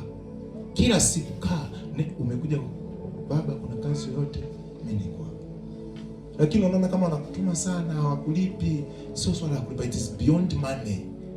It is beyond money. Yaani hivi ni zaidi ya pesa. Ni maisha ambao utaishi kwa utawala. Unafika baba, hakuna chochote cha kufanya. Unakuja unafanya, anakwambia hamna leo, au leo kuna hiki. Ukifungua macho, ukifunguliwa macho na ukaona, alafu ukaishi hivi vitu. Mimi ni moja nilio viishi hivi, na nimeona ninachokiongea kinakijua. Milango ilifunguka ambayo sikutegemea katika maisha yangu, na wala haijawahi kutokea katika ukoo wetu. Kumbe ni hii protocol. Unatii wazazi, unatii kwamba hawa ndio Bwana ameweka chini yangu, natakiwa nitii. Sauti inapofika sasa, wewe kwanza kuisikia mwenyewe, wanakuwa sasa wanajua kwamba kuna vitu vingine atanishirikisha, vingine hawezi kunishirikisha, kwa sababu wanajua kwamba na wewe umefanyaje, umekuwa. Sasa unataka ujichukulia maamuzi na rohoni huna nguvu, haujakuwa bado, wewe ni mtoto, unajichukulia maamuzi. Biashara muda wote unaweza kaanza hii ukaacha hii, ukafanya hivi. Ndio maana mambo ya ufalme wa Mungu ni magumu, kwa sababu yanaonekana kama hayawezekaniki kufanyika. Biblia inasema mambo ya kimungu kwa wanadamu ni upumbavu. Kwa upumbavu huu unatakiwa uwe na imani sasa wewe ya kuvifanyia kazi. kuvitendea kazi. Ndicho Yesu alichomaanisha kwamba msiniite tu Bwana Bwana, nilivyovisema vifanyieni kazi, kwa sababu huko ndiko kuna uzima. Anasema maneno niwaambiayo ni roho na ni uhai. Kwa unataka uhai, tafuta neno. Vipo kwenye neno. Tusome Yakobo sura ya 4 mstari wa 7.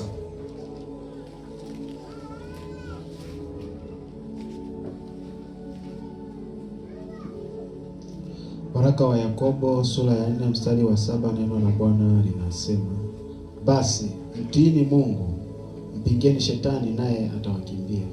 Mtiini Mungu. Halafu soma tena ukiwa tumekaa. Mtiini Mungu, mpingeni shetani naye atawakimbia. Okay.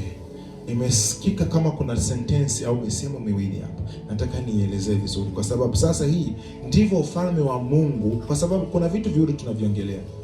Utawala wa Kristo na ufalme wa Mungu katika maisha ya Mkristo. Kwa tumezungumzia upande wa Kristo, mamlaka ya Kristo aliyokuwa nayo na tutawezaje kuyapata. Protokol zipo nyingi. Nimetoa tu vidogo vichache kwa ajili ya muda. Tukirudi kidogo upande wa Kristo kabla tujaingia katika ufalme wa Mungu sasa. Tunaona alivyotii kuanzia wazazi, uongozi, wazee wa kanisa. Biblia ina record hivyo vitu. Inafika hata kwa watumishi. Kuna mtu bado aliwekwa chini yake. Yesu alikuwa chini ya huyo mtumishi ambaye anaitwa Yohana Mbatizaji. Huyo Yohana Mbatizaji ndio aliyopewa mamlaka ya kumbatiza Kristo. Ndio kama inavyosema Wagalatia kwamba upo chini, ingawa wewe ni mrithi, ingawa wewe ni bwana, lakini upo chini ya Yohana Mbatizaji. Ukimkwepa Yohana Mbatizaji, ukimdharau Yohana Mbatizaji, ukombozi hauleti duniani. Kwa akabidi ajinyenyekeze kwa Yohana Mbatizaji. Swala ya kwamba hata Yohana Mbatizaji mwenyewe alishtuka. Akasema, wewe mimi sistahili hata kufungua kamba za viatu vyako. Yesu Kristo akasema, na iwe hivi kutimiza nini? Haki. Na hiyo ndo haki, kwa sababu asingeitimiza ile haki, kazi mbele yake isingeweza kufanyika. Akabidi afanyeje? Anyenyekee, aitii ile haki. Hii inatuhusu watumishi wote, sio tu kwamba mimi pia, hata mchungaji yoyote, yeye ni mchungaji, lazima tuwe na sehemu ambapo tunatii, tunanyenyekea kuitimiza haki yote. Na wachungaji wana sehemu ambapo wanatakiwa wajinyenyekeze, sehemu ambapo wanaambia ulikosea pale na waseme samahani. Wachungaji, viongozi wa kanisa, nao wanatakiwa hizo sehemu. Ingawa ni mchungaji mwandamizi, lazima naye kulingana na haki zote za kwenye Biblia hawe na sehemu ambapo ataenda kufanyaje? Kunyenyekea. Ndio protokol inavyoenda. Sio kunyenyekea tu, hiyo sehemu uwe na uhakika ndio Bwana aliyokupa. Kwa sababu hizi sehemu zisipokaa vizuri, our manifestation may delay. Zisipokaa vizuri, mtawashika wachawi watu. Kumbe ni ka system tu katika hawa watu ambao wako juu yako. Labda haujawatambua bado, labda hauwajui, lakini Mungu kwa neema zake akikupa na ukasema kusikia na kulingana na nao chusikia moyoni mwangu, hapa napata amani. Hawa ndio wazazi wangu, hawa ndio walioniongoza sara ya toba, hawa ndio wamefanya nimjue Kristo, basi ndio wazazi wangu. Sehemu hili unatakiwa ufanyeje? Utii, unyenyekee. Ndio mkiona mwisho kwa watumishi, tukimwangalia Yesu Kristo hii hatua hii, ndipo sauti mbinguni ilitoka. Kwa miaka 30 haikuwahi kusikika sauti ya Mungu. Tumesema kwenye Biblia hakuwahi kusikika sauti ya Mungu. Lakini baada ya miaka 30, mara ya mwisho tuliona malaika wanawatembelea akiwa bado hajazaliwa Yesu. Baada ya hapo hakukuwepo malaika, hakukuwepo sijui nini. Kilichokuwepo ni nini? Ni kuzifuata hizi sheria. Ndio maana nilisema hili ndio neno, unaliishi neno tu. Sio lazima utake kuyaona maono. Kaa vizuri na wazazi. Sikimbilie tu kutaka kuona maono, kutaka kujua kutabiri. No, kaa vizuri na wazazi. Kwa sababu ndo haki zote. Kwa hiyo Yesu Kristo alikaa vizuri na wazazi. Biblia inasema aliwatii na kufanya vyote walivyotaka. Alikuwa fundi seremala. Mungu huyo na mbao bizen ndio Mungu amekuja kukomboa dunia. alitii pale, na kule kutii kwake sio kumfurahisha Yusufu. Haikuwa ni kwa sababu tu Maria aone, no, ilikuwa ipo, yani ile ilikuwa ni hatari ya wito wake yeye. Kwa amheshimu Yusufu, asimheshimu Yusufu, ana tatizo. Utajua wewe na wito wako uliokuja kufanya hapa duniani. Na Yesu Kristo alilitambua hilo, kwa akaishi nao vizuri. Wengine tumeharibu makanisani tulimotoka humo. Ili neno na siku fulani niliongelea. Lazima tutengeneze. Tumetoka kwenye makanisa ambapo tuligombana na wachungaji. Unakuja kwa sababu ni kanisa hili ni hawezi yale yalishapita. Nimekuja sasa kwa Nabii Ngome. Record imeandikwa somewhere. Na nani? Na Mungu mwenyewe. Alafu ile record ndio itakufanya wakupromote, wakuinue au wakuache hapo hapo ulipo milele na milele. Kwa ni vitu vya kuzingatia na kwanza kuangalia ni wapi ni haribu na uongozi wa rohoni. Labda kuna mchungaji sikutengeneza nikatengeneza. Kuna wengine kutoka hapo nataka tukatafute watu wachungaji ambao tuligombana nao na kuweka sawa mambo. Nimehama mchungaji, naomba unibariki, nipo na Saliko Chipeki sasa. Kwa wema. Ili na sisi tusipokee laana hapa. Kuna watu wengine wanaombea wabarikiwa, walikuja na laana zao, na hizo laana aliyoweka ni Mungu. Hakuna mchungaji atakaye kuombea tu. Hizo ndio system ya kuja kuwa wamiliki na nguvu. Baada ya hapo ya mwisho ni utawala wa Mungu ndani ya maisha ya Mkristo. Kumbuka huu ni utawala wa Kristo, mamlaka ya Kristo. Alitoa wapi? Kama lile swali waliokuwa wanamuuliza wale Wafarisayo kwamba wakajipanga, akasema tumuulize anatoa wapi mamlaka ya kukemea mapepo na kufanya hivi, kusamehe dhambi watu, anatoa wapi mamlaka haya? Yesu akasema, na mimi nitawauliza, Yohana Mbatizaji alitoa wapi mamlaka ya kubatiza watu? Na walikuwa wanajua kwamba mamlaka hawa watu wanatoa kwa Mungu, lakini wakasema tukisema anatoa kwa Mungu atatuambia kwa nini muamini Yohana Mbatizaji. Tukisema hivi watatubonda mawe. Wakasema hatujui. Kumbe walikuwa wanajua. Kwa mamlaka ya Kristo haya tunayoyajadili katika maisha ya Mkristo yanatoka wapi? Ndio hizi ngazi. Hizi ngazi. Mamlaka ya Mungu juu ya maisha ya mtu ni kuendesha maisha yake. Mungu ana mamlaka juu ya maisha yako. Haijalishi sehemu ulipo, unapata shingapi. Umetajirika, hujatajirika. Hiyo biashara unafanya imekuinua, haijakuinua. Kama Bwana hayupo hapo, unachokifanya ni kazi bure. Ndio ile Zaburi inasema, Bwana sipoujenga mji, wajengao wajenga bure. Yawezekana kuujenga mji, si ndio hivyo? Biblia kulingana na inasema, Bwana sipoujenga yeye, sisi hata tukijenga tunafanya ni kazi bure. Kwa sasa hii inatuhusu ya kwamba kama tupo sehemu ambazo Mungu hataki tuwepo hapo, na hizo sehemu wapendwa, najua kuna sehemu zingine tupo ambapo Mungu hataki tuwepo, pengine hatukujipeleka sisi tuwe hapo, kwa hiyo iliibua labda magonjwa, vitu vingine mbalimbali. Kwa upande huo ni vizuri, ni rahisi kuondoka hizo sehemu.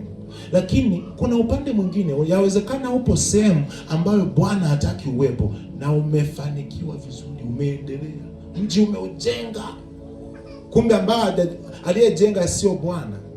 Na kama aliyojenga sio Bwana, ingawa umefanikiwa, ulichokifanya umefanya bure, ni swala la muda tu. Biblia inasema katika Tesaloniki, anasema wazanipo kuna amani, ndipo adui anakuja na mlio ya kuanguka unafanya wote wasikie. Kwa hiyo inaonekana kuna amani, kuna pesa, lakini ikija kushuka siku moja, ile siku mbaya itakupiga na wote watasikia. Lakini ulikuwa unazani kuna amani, ukajenga.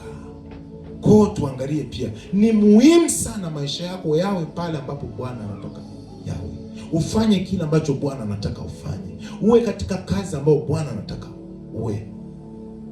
Na muda mwingine sio lazima kwamba itakuwa na hela, kwa sababu dunia hii tumeangamizwa na mswala ya kutafuta hela.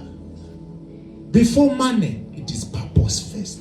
Kabla ya pesa ni kusudi ndio linatangulia. Kwa jua kusudi, na ukijua kusudi la maisha yako, pesa zitaflow tu, umaarufu utakuja tu. Kwa sababu gani? Hivyo vitu tumeahidiwa, vipo ndani yetu. Ndio kitu hicho ambacho kinakuwepo. Kwa hiyo sasa tumesoma Yakobo sura 4 mstari wa 7. Inasema mtii Mungu na shetani. Nisomee tena kwa mara ya mwisho, nielezee hii point tumalize ibada. Inasema Yakobo 4 mstari wa 7 kwamba basi mtiini Mungu, mpingeni shetani naye atawakimbia. Mtiini Mungu, mpingeni shetani naye atawakimbia. Sasa kwa kulingana na inavyosikika hii sentensi, inakuwa kama shetani tunampinga kivyake na Mungu tunamtii kivyake. Neno hili ni kitu, it is one statement. Ni kwamba ukimtii shetani, shetani anakimbia mwenyewe. Ndio inavyosema Biblia. Hatuna muda wa kwanza kuingia kwenye lugha za Kiebrania. Tumtii Mungu, alafu shetani anafanyaje? Anakimbia automatically. Kwa mfano ni ukibonyeza kwenye switch ya taa, automatically kama umeme upo unawaka tu. Ndio inavyosema kwamba mkimtii Mungu. Sasa kutii, Kiswahili wametumia kutii, lakini kwenye Kiingereza it is submit, kujishusha, kuwa chini ya utawala wa Mungu. Yaani weni chini ya utawala wa Mungu. Kwa kila mfanyacho, weni chini ya utawala wa Mungu na shetani atawakimbia. Kwa ina maana ya kwamba yule mtu ambao yupo chini ya utawala wa Mungu, shetani hana mkono pale. Hana mkono, hawezi kuona. Ndio maana tuliona Kristo hakuwa na ugonjwa, hakutembelewa na wachawi, hakukuwa na mazingaombwe ya aina yoyote. Kwa sababu gani? Aliishi chini ya utawala wa Mungu. Amen. Unapitia nini? Kuna changamoto gani unatakiwa uwe nayo? Kuna hivi vitu ambavyo unatakiwa anza kuvitengeneza. Anza kuitii, kuishi chini ya utawala wa Mungu. Inaweza kukuchukua wiki mbili, mwezi, lakini hatimaye matokeo ambayo utayapata ukiishi katika utawala wa kiungu ni kitu cha kudumu. Kutaka kubadilisha kitu kizuri, uwe na matunda mazuri, itakuchukua muda kuliko tukikuombea unaonekana utapona leo. Lakini tukitaka kung'oa mzizi wa hicho kitu ili kisirudi tena, kitakuchukua muda kidogo. Kwa hiyo ndio maana watu wanakata tamaa, mbona sijui na nini. Na ndio maana watu wapendi neno, kwa sababu ukilisikia neno unang'oa mzizi. Ila tukikuombea tu tunakata tu katawi pa. Lakini ukilisikia neno kama hivi, ukiishi katika tawala, ukiwa chini ya Mungu, maisha yako yote, maamuzi yako yote yapo chini ya utawala wa Mungu. Kuongea kwako kupo chini ya utawala wa Mungu. Kuvaa kwako kupo chini ya utawala wa Mungu. Kutoka kwako na kuingia kwako kupo chini ya utawala wa Mungu. Biashara yako ipo chini ya utawala wa Mungu. Ndoa yako ipo chini ya utawala wa Mungu. Shetani hapo hana mkono. Watoto wapo chini ya utawala wa Mungu. Shetani hana mkono. Na tukiweza kuishi chini ya utawala wa Mungu, shetani bye bye. Shetani kwa heri. Yaani wewe hivi vitu vimazingaombe utavisikia redioni. Shetani hana mkono. Na neno ya namna hii shetani anafanya mbinu zisikuingie. Kwa ni muhimu ukilisikia hivi, tafuta muda tena, yarudie mahubiri, uyasikie tena hata mara 5.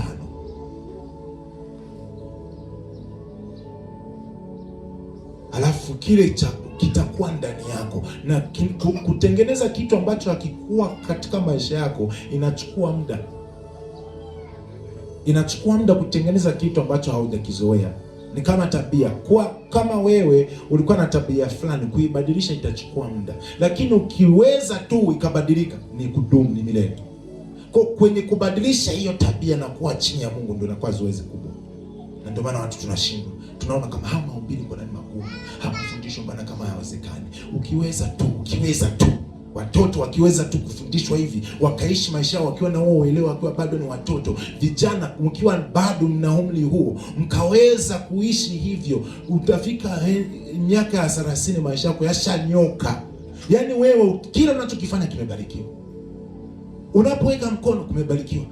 Ndio mnakuta vile vifungu ya kwamba mimi sitakuwa kichwa, sitakuwa mkia bali ni kichwa, vinakuwa ni easy. Kwa sababu gani? Sheria umeifuata. Lakini leo ni mara ngapi umesema wewe utakuwa mkia, utakuwa ni kichwa na bado ni mkia? Umekitaja kifungu wewe na bado ni mkia. Na ni mkia kweli. Kifungu ukijui na kijua. Kuomba uombe naomba. Nini? Sheria hujazifuata za kiungu. Hii nayo ni dunia, ina kanuni zake. Kama tunavyofanya, ukitaka kitu chochote serikalini lazima ufuate taratibu. Ndivyo na taratibu za kiungu zilivyo. Ukiishi humo, maisha ni meupe, ni marahisi mno. Mawimbi yatakuja, shida zitainuka, lakini utakuwa kama ni mtu aliyejenga nyumba kwenye mwamba.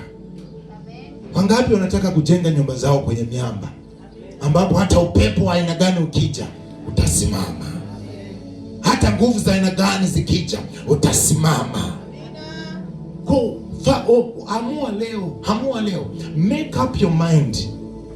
Wale ambao tujafikia miaka 30, miaka 25, wengine bado, make up your mind before it's too late, ya kwamba mimi kuanzia leo nitaenda kuishi kwa mamlaka ya Kristo na katika utawala wa kiungu, kwa sababu I have no any other choice. Amen. Naomba tusimame, mwambie Mungu kwamba make me someone who is going to be under you. Nifanye mtu ambaye nitasimama chini ya uongozi wako, nikawe chini ya utawala wako, ukaniongoze kutoka kwangu kuingia kwangu, ukawe wewe ndo kiongozi. Sekaronde siketala babos. Lord Jesus, we pray that our lives will be built on the foundation of your word. Tunaomba Bwana kwamba maisha yetu yakajengwe katika msingi wa neno lako. Msingi wa neno lako.